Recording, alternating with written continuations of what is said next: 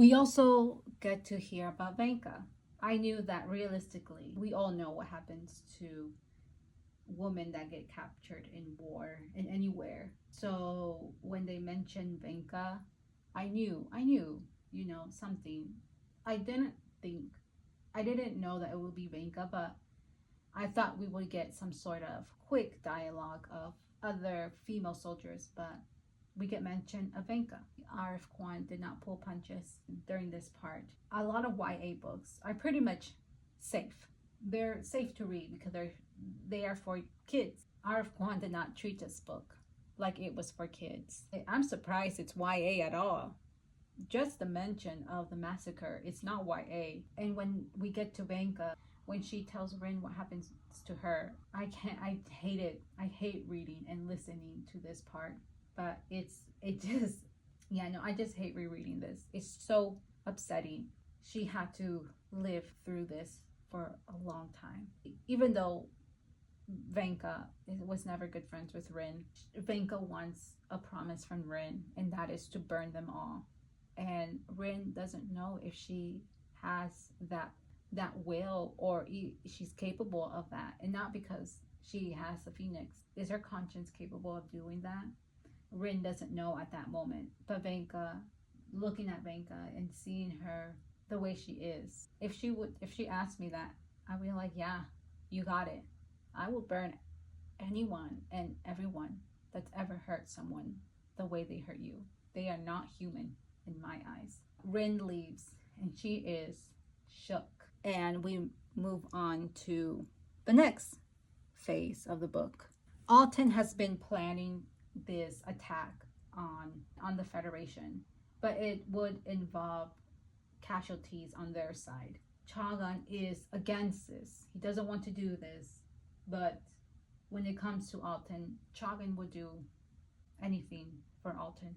Rin spies on their conversation, and she describes how close they get because they were fighting, arguing.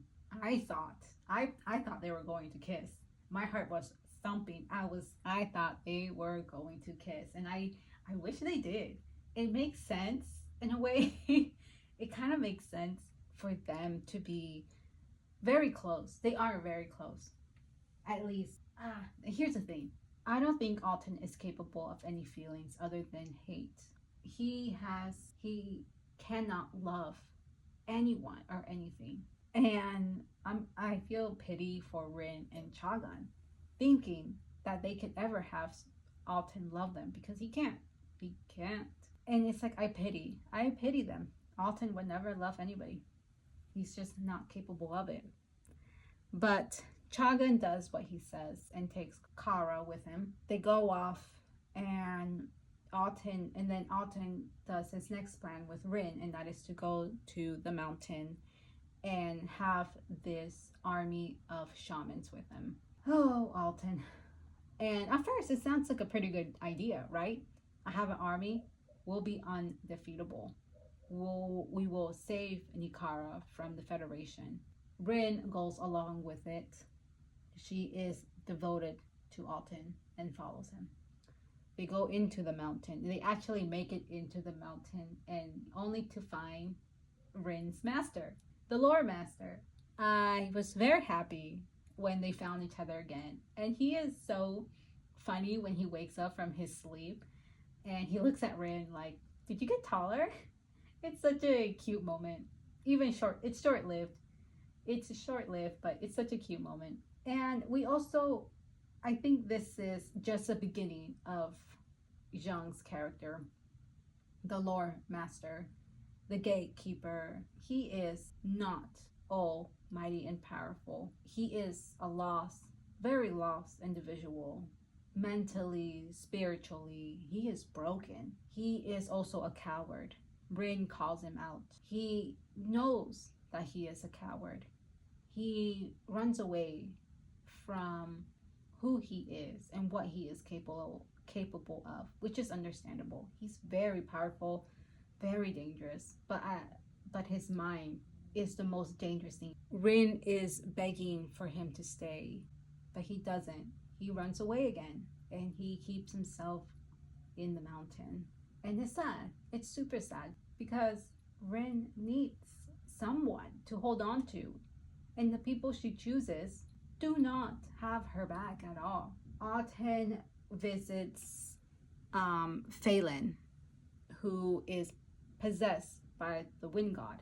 You don't want to be possessed by a god. They take over your mind, body, soul. You cannot die. The soul cannot die. It is tormented forever.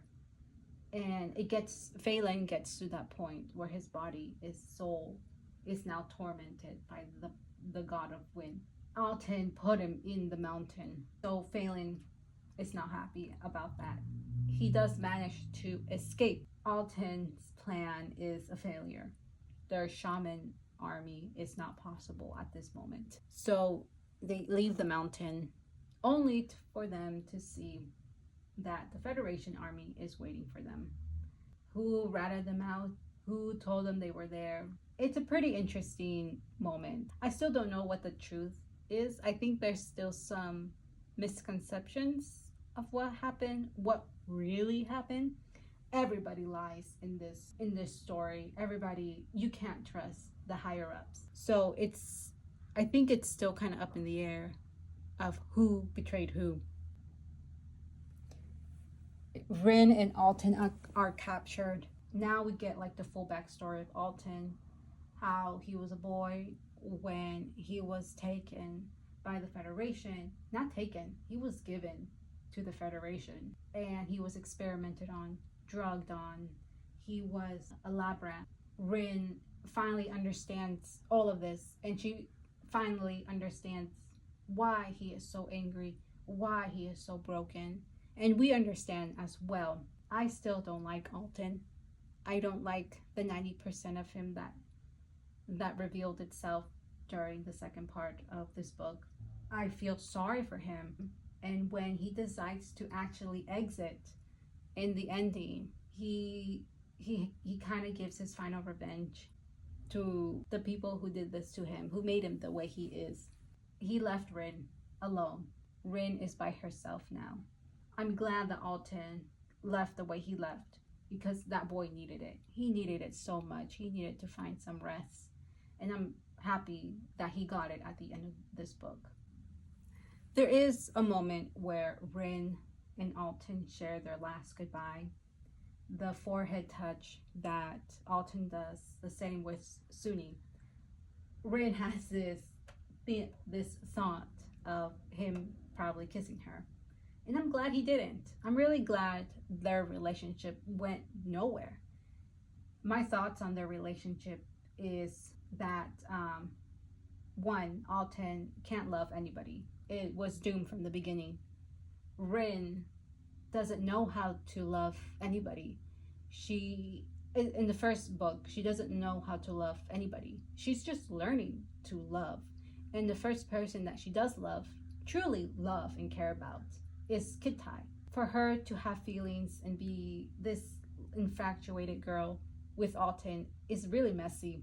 I liked their relationship in the beginning after Rin wakes up from the fighting pits and joins the psych. I like that relationship a lot, where he treats Rin like a little sister and takes care of her because she is a Spearly and she is part of the psych. I don't like the romance that was maybe intended or it just hinted at. I personally just didn't like it between the two characters. It doesn't make sense to me. I understand why Rin clung to Aten. She needs a figure in her life to cling on, and the people that she does cling on are not the right people. So after Aten becomes a pillar of fire, Rin is left alone, and she's drifting in ocean where she has visions, and she makes it to Spearly. She finds the Phoenix, and she is very committed to having or making this bond with the Phoenix. Rin contradicts herself a lot in these series. It's very frustrating. In this moment, she doesn't care at all about the lives that she wants to eliminate. She wants that power. She wants the Phoenix to do it for her. And so she just bargains with it and they have that deal. And Rin is in this limbo of seeing what's going on and also kind of denying what's going on. When it's all over, she wakes up and she's back with the crew, with the psych, and it's very cute. We get a cute moment between Rin and Ramsa. Ramsa, who lost his family, who was sent to prison at such a young age. He hugs Rin and it feels so homey, and so that hug feels like it's family. It's like a family hug, and since I read the other books, that this moment hurts a lot more. She tells the other psych members that Alton is gone. She learns that Kitai is the one who didn't give up on her and found her at the Spearly Island. Things take a turn in their relationship because Kitai is not happy that it was Rin who destroyed the island, destroyed so many lives that had nothing to do with the war. Rin, it's annoying when she backpedals and becomes like this small, like, I didn't know what I was doing. I don't know if I believe this. It's very frustrating because she was so firm on her belief when she was talking to the Phoenix. She wanted this. She wanted to destroy the people who destroyed Alton, who destroyed other lives. And for her to backpedal and say, "Oh, kind of like stutter of what she's done," it's very frustrating. I hate those moments when she does that. I hate when she backpedals. Be firm with what you did. You were very secure in your decision. So be secure in that decision when others confront you. And she does admit to doing this, and she gives her reasons of why she did it, and Kitai is not having it. These lives are gone, and Kitai has a point. It's hard to separate this war from the soldiers, to the country, to the innocent civilians who are just trying to live day by day. Kitai is angry that these civilians who are just trying to get by, that have nothing to do with the war, they have no decisions in saying yes to going to war, and they get punished for it. I totally understand Kitai's point. I also understand why Rin wanted to destroy the Federation, but it doesn't make sense to destroy an island, to destroy your enemy like that. It's never gonna work out. It doesn't work out. It just doesn't work. Like destroying your enemy like that, it doesn't work out. You just create more enemies and you just created a target on your back. And Rin is not strong enough, nor does she have anyone to back her up with this decision. And she has like this mindset of, I'm the Phoenix, I'm this all powerful creature now. But in reality, you're not Rin. You are not really.